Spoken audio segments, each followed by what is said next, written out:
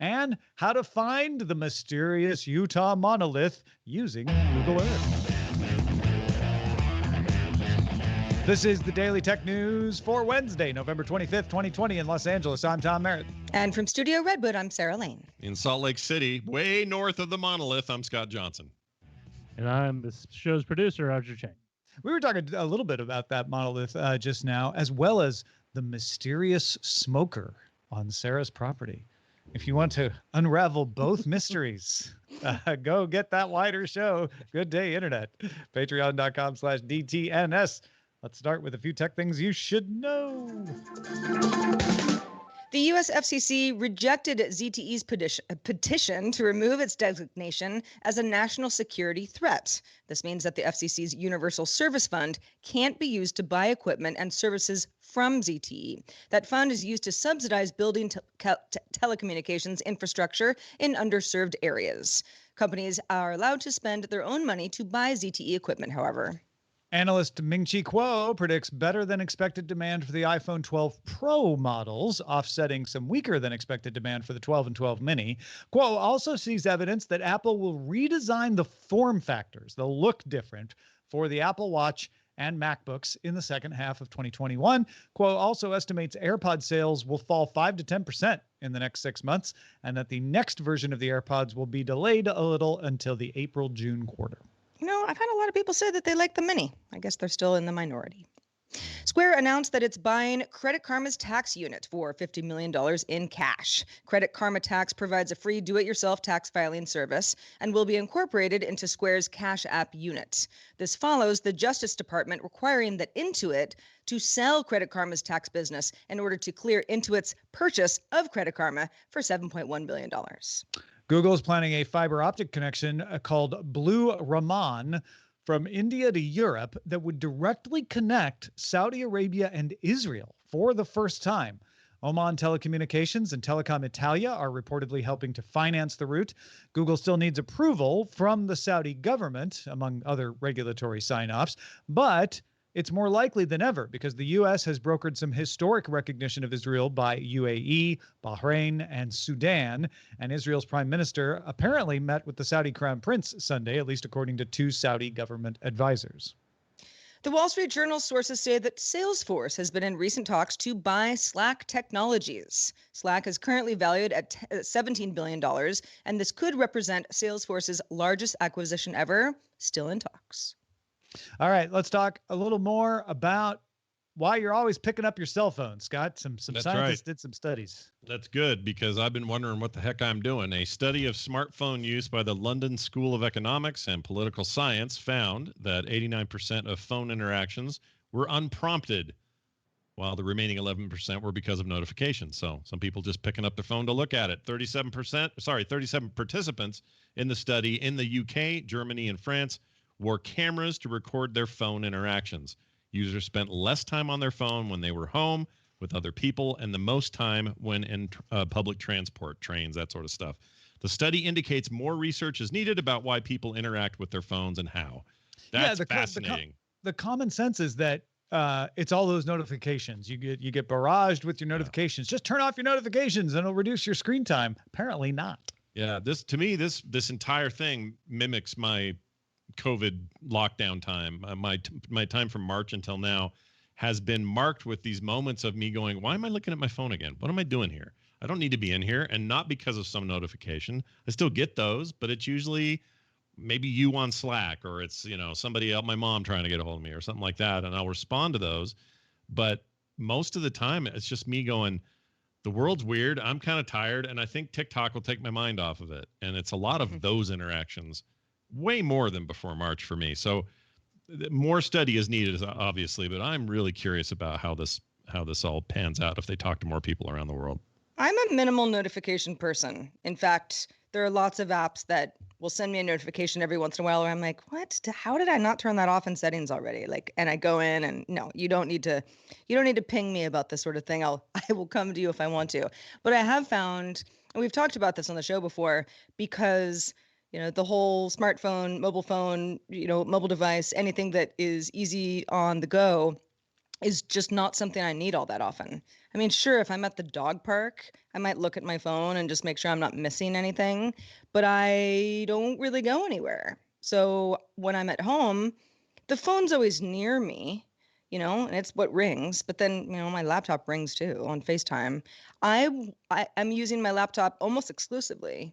Even something like TikTok. I look at my For You page on my laptop because I'm like, there's just more area and it's easier to type and all my messages are there anyway. And there are very few things that I can't do on my laptop that I feel like I want to do on a regular basis. And I don't think that that's just, because I don't leave the house anymore. I am now just so less used to being on the go, being in transit, for example. Someone is standing on the subway for 45 minutes. Yeah, you're going to be looking at your phone. I'm so not used to it that now I'm sort of like, I don't look at that. It's just a smaller version of my computer. I don't do notifications. I very much limit notifications myself, but I still use my phone a lot. So I think what the study is showing is that people don't realize when they're picking up their phone. They're picking it up absent-mindedly. In fact, a few study participants were kind of shocked when they looked at the video and like, I don't remember doing that. I don't remember picking up the phone. I don't remember why I did it. There's been some other studies that show that psychologically, when the phone is in the room with you, even if you're not looking at it, you think about it. It reduces your attention level on other things because it's kind of pulling at you. So this is another study in those planks of what effects phones are having on our mental state. And the word addiction gets thrown around a lot, and I'm not sure if it's exactly appropriate or not because it carries a whole lot of clinical meanings that are complex. But there's certainly a pull to having that phone there. And this is another study that shows that. France has decided not to wait for a worldwide agreement on tax treatment of tech companies and will proceed unilaterally. Tech companies legally record income in parts of Europe where they have headquarters with lower tax burdens, such as Ireland. France wants to take a cut of that revenue by imposing a 3% tax based on where sales are made rather than where revenue is recorded. French tax authorities have started to send tax bills to collect the new digital services tax. This is starting a dispute with the United States. Essentially, the United States has been saying, all right, we get your concern, but let's figure this out. And France is saying, we can't wait anymore. And I don't know exactly why President Macron is saying we can't wait anymore. Obviously, there's a financial crunch on all countries right now. And maybe that's all it is. He's like, we just need the money. We can't wait around. It could also be a way to try to push some leverage to get the global deal done faster. We'll see if that's the case or not. But if you don't understand what's going on, it's essentially a way to tax people for what's happening in their country. I mean, that's what Sarah just said. But to put it in another way, if I operate in France, but I had my headquarters in Ireland, I could take all the money I make from selling things to people in France and transfer it to my Ireland division. And then I'd pay tax under Ireland and say, well, I didn't make any money in France. I transferred it all to Ireland. And that's legal. That's not illegal. That is the way Europe set up the tax code. They're following the law. And a lot of people start to treat this as if they're doing something illegal. They're not. They're doing something that is absolutely within the design. And what France is trying to say is, well, let's change the design. I want to put a tax on sales made in my country, whether you transfer the revenue or not. Let's change the law. That's what you should do when you think a law isn't working, right? Is change the law. Let's tax the sale in the country. The problem is the U.S. Companies are most likely to be affected by that. So the U.S. has objected and say, hold on, before you just started punishing our companies, let's figure out a way to make this fair for everybody. And France agreed to put it off for a while, but I guess their patience ran out. It's easy I barely understand our own tax code, so I don't have a lot to add here, but I did want to say this. It's easy for us to want to say, well, there's a big transition coming to the U.S. government this January, and we're about to get a new president. Do you think that has any effect on when other countries decide to go ahead and pull stuff like this? Not pull stuff like this. Obviously, implement things like taken this? into consideration for sure. Yeah, I'm not sure what effect they think that will have. Whether they want to put some pressure on the incoming Biden administration, whether they think they could get a last minute deal out of the Trump administration, I don't know. Mm. Yeah, that's again very unknowledgeable in this area, but it does feel like every time anything happens on a big world stage, I'm like, wow, it's because of this election, But I'm sure I'm not right. It's always more complex than just that, but you're not wrong that it's part of it. Sure. Let's talk about underwater scooters. Okay. The What? next web, yes. The next web has a write-up of the Genino S2 underwater scooter. It's a backpack-sized device with 2 propellers, so sort of a half quadcopter, except the propellers are one on each side of the main body, and instead of being pointed down like in a quadcopter, they're pointed backwards. So they propel you forward. You hold on to the device with one hand on each of the posts that connect the main body with the propeller. You got the propellers to the right or left of your hand, and then you kind of get propelled through the water. It can keep you going for up to 45 minutes on a charge and costs $399. Now, the S2 is the more consumer-friendly version of the S1 model. It's also been refined and the battery made more efficient, et cetera. And it includes a Bluetooth connection for remote control, which I think will make it more family-friendly. If your children are using it, you could make it Surface or something. CTO Dr. Wang Shengwei told the Next Web they came up with the idea when someone had taken one of Genino's underwater drones, which was built for exploration, and started tooling around in the water with it. Now, that's a pretty good idea. Maybe we should make one that does that on purpose. They originally built the S1 for marine professionals, serious divers doing exploratory work, either for industrial or science uses. But they decided to widen the market when they made the S2. So this one is for more recreational uses, still probably diving uses, but the company says they do plan to make another version for the swimming pool use. If you're just in a big old pool of your own, I assume, not a crowded one, you could tool around in the deep end. I mean, if I had a pool, I would totally do this. It makes pretty good sense, and that price isn't too bad. Like, basically, you're describing a thing as a kid that I would have thought was science fiction we'd never get to be able to do outside of some really expensive scenario out in the middle of the ocean. And what you're telling me is I can have a submarine in my own pool. I mean, what's not to like about this? Or I just mean, you go can really use this for fast, snorkeling right? too, right? I mean, Yeah. in the past, it was like, I don't know, I had to be a mermaid or wear like really great fins to be able to go faster than I could swim. And even then, it's like, how much faster are you really going? This would be quite a bit faster. I wonder, Yeah. I mean, if you're in a small pool, you'd sort of be like in circles. But in the pool at where I live now, pretty big pool. I think people could have a lot of fun, and you're not going far enough that you can't come up for air every once in a while. The whole idea of like being able to go under the water for 45 minutes. Well, you need air under there with you, unless you're doing some sort of like a hybrid snorkel type thing, which I guess is possible as well. But yeah, people are gonna have some fun with this. I think there's a small piece of all of us who had to, grow up on a Saturday afternoon or Sunday watching Jacques Cousteau do something on TV. And we all thought, oh, that guy's cool. We should do this one day. There's a little taste of that, and if you're somebody who has to have all those kinds of toys, you got a couple ATVs, maybe a jet ski in the garage, what's a extra flotation underwater device going to cost? No big deal. There's a technical achievement here too that we should note. They had to really experiment with the power versus efficiency of the battery and the propellers. They wanted it to make it fast enough that it was worth doing, that you'd be like, okay, I'm going faster than I could swim on my own, but not so fast that it ate up the battery in 2 minutes. So they did a lot of work to kind of balance that out, make the motors efficient, make the propellers efficient. And so they could make this be a backpack sized device. Battery is small enough that you can bring it on a plane. It's like a laptop battery, size battery. So it's not huge. Hey folks, if you want to join in the conversation in our Discord, you could start sharing your tips on underwater scooter use right there. Join by linking to a Patreon account at patreon.com/DTNS. The Verge's Tom Warren notes that despite the Xbox Series X having more powerful hardware, the PS5 has been outperforming it, particularly in frame rate. This is according to benchmarks from Digital Foundry. In Devil May Cry 5, high frame rate modes above 40 frames per second ran better on PS5. Assassin's Creed Valhalla showed screen tearing and regular dips below 60 frames per second on the Series X. ran smoother on the PS5.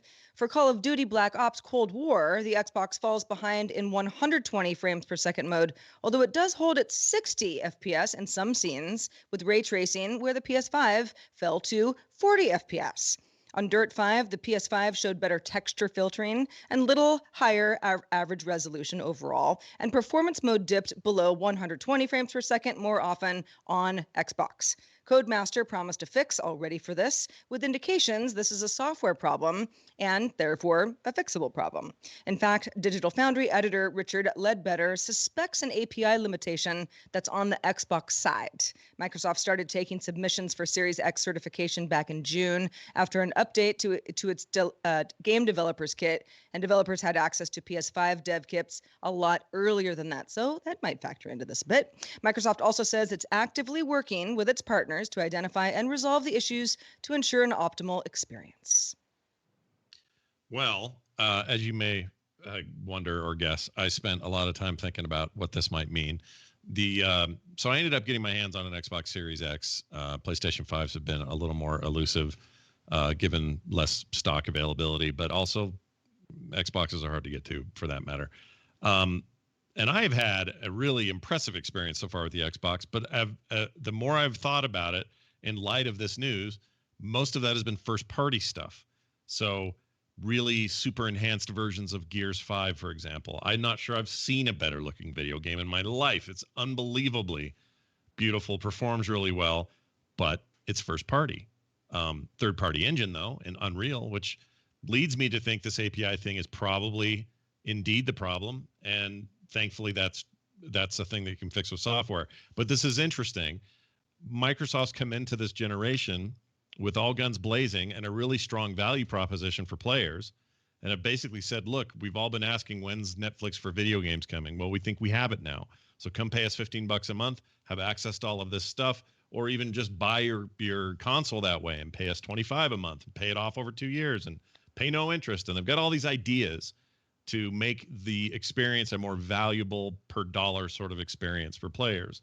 Whereas Sony's kind of holding the line saying, well, we're going to do what we always do. Lots of good exclusives, but games are going to be $79, and that's up from the $59 they used to be, and this sort of thing, or $69 for average ones. Anyway, the point is of all this discussion, Microsoft's had a bunch of wins in a row, and Sony has had limited stock. They've had some problems with some bricked consoles, although, who knows, that always happens. You're always going to have some trouble at first, but some notable problems they've had with some notable people out there. And so my thinking was, oh no, this isn't looking good for Sony. They're already kind of having a fight against this new business model that Microsoft's presenting. And now this is flipped a little bit. It's now, we're having to reckon with this idea that the Xbox, which was reportedly more powerful, and it is by the numbers, isn't producing with those same third-party games the way the PlayStation is. So even if you can fix it, the hearts and minds of gamers matter in this very competitive space. So I don't know how quickly they can do it or what they should do, but Microsoft really should get on that and get that fixed ASAP, because this kind of stuff, even if it's minor or temporary, tends to permeate the gamosphere, and before you know it, players are picking sides and painting their faces and deciding who's going to kill Piggy. So you got to be careful. Yeah, if people don't realize, the Xbox Series X is capable of 12 teraflops of GPU performance, and the PS5 does 10.28 teraflops. So by the numbers, the Xbox is more powerful. Maybe not that much more powerful. It all depends on how it's used. And that's the point here. And I think, Scott, the fact that you're having a good experience with Microsoft's first-party games shows that, hey, those folks inside the company that may have had a little earlier access to the dev kits did better than the folks who didn't get it till June and are still trying to work through bugs and issues. That's just the way anybody out there in software development knows. That's just the way it works. The more time you have to quash bugs, the better performance you'll get. And this really does seem to be an API or some kind of software issue, which means it's fixable, which means, by next summer, we might not even be talking about this. We may have forgotten all about it. Yeah, maybe even sooner. The other thing too is, this is basically the exact same conversation that many of us were having back in 2005 and 2006 when the PlayStation 3 and the Xbox 360 were the new consoles in town. And the conversation was flipped. People were having better development and technical experiences on the 360 at the time, especially at launch. This evened out later in the generation, but PlayStation 3, not so much. They had a really difficult to program for custom chip architecture. There were other factors at play, but some of the same results. You get the exact same third-party game, and it just ran better on the 360, despite the fact that Sony's claims and actual technical specs looked like it should run better over there, but it just didn't. And some of that stuff just had to be worked out over time. This might even be faster because we're just talking about custom PCs here, basically the architecture. So I think it will be sooner than later that this sort of thing gets figured out. But what a crazy! I love this part of the video game industry. I love talking about it, and I hope people don't get too up in arms about their Coke versus Pepsi kind of arguments, because it's actually more fun to see how these companies respond, how they choose to compete, how they choose to answer one another's, successes and failures. And this is a chance for Microsoft to say, hey, look, we're on it. We'll fix it. We're good to go. Well, a side note, we mentioned yesterday that it might be hard for Scott to get that PS5 because they're out of stock. The official PlayStation account tweeted today, or Wednesday rather. Well, that is today. The more PS5 inventory will be coming to retailers before the end of the year. Please stay in touch with your local retailers. So the holidays may be saved after all. It's Wednesday for us. We don't know what it is for you. It's true. Yeah. Could be next Wednesday. Don't even know. Security researchers Montas Sosnauskas, James Klee, and Roni Karta, working with cybernews.com, discovered a backdoor vulnerability in routers under the brand Jetstream, which is sold by Walmart, and Wavelink, sold on Amazon and eBay. WinStar's technology makes these routers. The backdoor can be accessed remotely. It's not a physical access backdoor. This is one that they can get to from the internet, and you don't want to keep your router off the internet, or else why have a router? So this appears to be actively exploited as well. This is not a theoretical vulnerability. It's being exploited by the Mirai botnet. Who knows what else? And there does not appear to be a firmware fix in the works for it. So if you have a Jetstream or Wavelink router, or you might want to check and see if any router that you have is made by WinStar's technology, don't use it. Take it off the internet right now, because there's no way to safely use it at the moment. Well, this is one of those things where sometimes the cheap model isn't the right model. I hate to say that because, I don't want to say that. You get what you pay for situation, right? Yeah. Yeah. And routers, we think of them as just like, well, it's like getting a fridge. It'll just work. Plug in the fridge. It'll freeze. It'll make things cold. And you're right. But sometimes you realize, oh, wait, there's a hierarchy of quality here. And we've gotten on the ground floor, in this case, a very insecure floor, and that's unfortunate. Yeah, and your head could go to all kinds of places of like, oh, was this done on purpose? Do they know about it? Sure, maybe. I don't know. More likely, it's just incompetence. It's just a company that's trying to sell things really cheap to make money, and therefore they don't spend money developing their product. And that means they end up not having a good firmware pushing system and not having good software bug squashing. So just be careful when you're buying cheap stuff. We're headed into one of the biggest shopping days in the United States here in a couple of days, and you're going to see a lot of deals. Make sure you're buying reliable things, especially when you're buying electronics. Spread the word. Yep. Well, how about this one? Bit of a head scratcher. On Tuesday, the Utah Department of Public Safety published a photo of a 10 to 12 foot steel object found on November 18th in an inaccessible canyon in the Utah desert. The department found no obvious indication of how it got there. The location is also so remote it hasn't been published for fear that someone would get stranded and need to be rescued if they went out there and tried to find it, because there's nothing out there. However, Reddit user Tim Slane found satellite images on Google Earth of something in the middle of a small redstone canyon that was casting a tall, narrow shadow. The object is visible in Google Earth photos starting in October 2016, so may have been there for the last 4 years or so. Slane says he used cross-referencing skills he developed by playing the game GeoGuessr. Yeah, GeoGuessr was the part that really hooked me with the story. I mean, yes, 2001 Space Odyssey references also hooked me, but I love that first of all, never tell anyone you can't find something by not publishing the address, because Reddit and Google Earth exist, and somebody like Tim Slane is gonna find it. And there's a game that he plays called GeoGuessr that trains you to find things based on just what you could see on the photo. Like, he's been training not his whole life, but he's been training for a while for this very moment.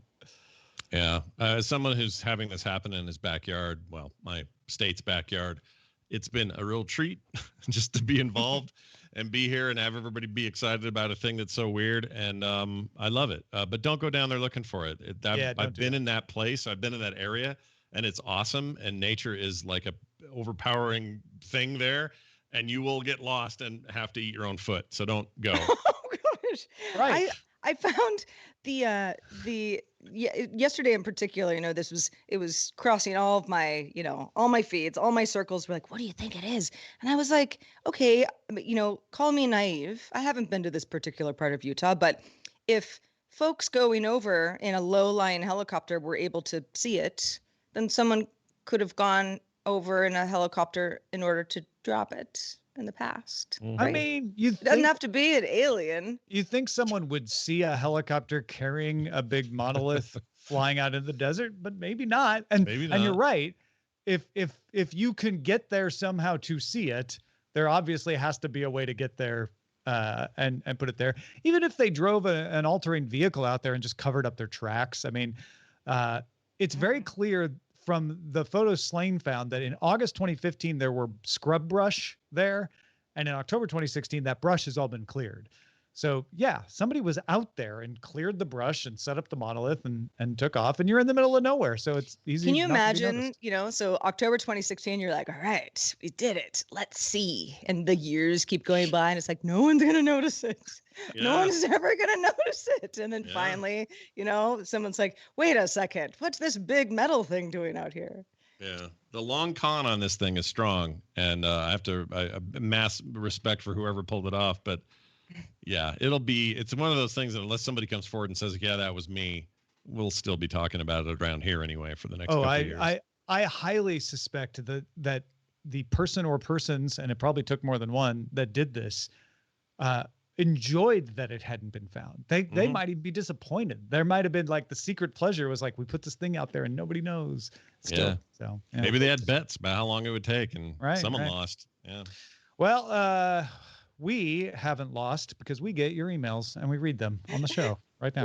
We do. This one comes from Kevin. Kevin says, we've been talking about kind of, smart home life hacks all week. Kevin said, I used to have issues with my Echo being too loud at night and then too quiet in the morning. My solution was to make it part of a routine. So at night, I say, it's time to relax. This triggers a few smart lights to turn off, but it also turns the volume down on my living room Echo Dot to 2. Then in the morning, when I say good morning, it turns the volume back up to 4. It might not be the best solution, but it's worked for me. Hope you all have a great Thanksgiving. Oh, that's clever. I think I kind of knew you could do this, but maybe I'm just lazy. I don't know. I did not know didn't that either. I could set volume as part of a routine, because that actually helps me a lot. Oh, big time. I'm doing this today. This is fantastic to learn. It makes sense that it seems like basic functionality now that I think about it, but I didn't know it did that. Yeah. That's Yeah, good great. stuff. Keep them coming, everybody. If you got a life hack for us, or a question or a comment or something on your mind, anything, send it to feedback@dailytechnewsshow.com. And thanks to everybody who sends us emails on the regular. Also, shout out to patrons at our master and grandmaster levels, including Paul Thiessen, Kevin, and Paul Boyer today. Thanks to Scott Johnson for being with us. We missed you, Scott, last week. Hope you had a nice vacation. What's going on in your world? Well, I was down in the south part of the state, not very far really? from where the monolith Oh, came up. interesting. That's convenient. Yeah, that was weird. And Veronica Belmont was there the week before, so I'm not Oh, saying really? we were doing anything. Yeah. I'm just saying, Interesting. just Yeah. get that conspiracy out of your heads now. But anyway, I did miss you guys. That was one part I did not like about my Wednesday away, so it's great to be back. For now, though, I'd like to just point people to my comic strip I do every week called Fred and Can. It's about a guy named Fred, lives with a sentient can of expired cream corn, and they're talking about Thanksgiving the last couple of issues. I just put one up yesterday, and I think people will like it and enjoy it. And truly, it is a great example of their relationship. So check it out, fredandcan.com, And if you're trying to poke me in public, you can find me over on Twitter at Scott Johnson. Hey, patrons, it's that time of year. We're going to be sending out a holiday card again. So you want to make sure you have your mailing address available for us to be able to see. You give us permission to send you a thing, and then we'll send you a holiday card. So make sure you get in there and do that. There's also all kinds of other benefits to being a patron. Ad-free RSS feed. It can have just DTNS or just Good Day Internet or both. Check your tier on Patreon to see if it says DTNS, GDI, or all. And if you want to change, just change tiers at dailytechnewsshow.com/Patreon. We are live Monday through Friday, 4:30 p.m. Eastern. That's 21:30 UTC. Find out more at dailytechnewsshow.com/live. That said, we are off Thursday and Friday for the U.S. Thanksgiving holiday, so we'll see you all back here on Monday. Have a good one.